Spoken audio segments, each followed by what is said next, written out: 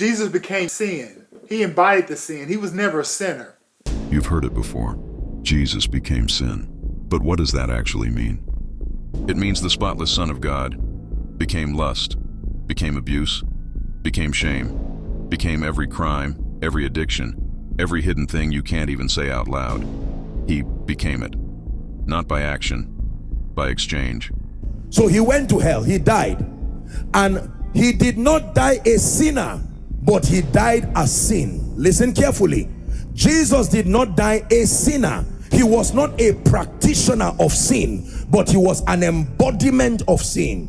Why was he an embodiment of sin? Because he took by covenant the sin of man. Are we together? And so when men die without Christ, there is a place they go to. And because Jesus died as a man, void of the life of God, an embodiment of sin, he went exactly where all of them would be. Amazing. He became sin so that he can take away the curse of sin from mankind and allow the Holy Spirit to come back into the hearts of men, because the Holy Spirit can't dwell in a sinful temple.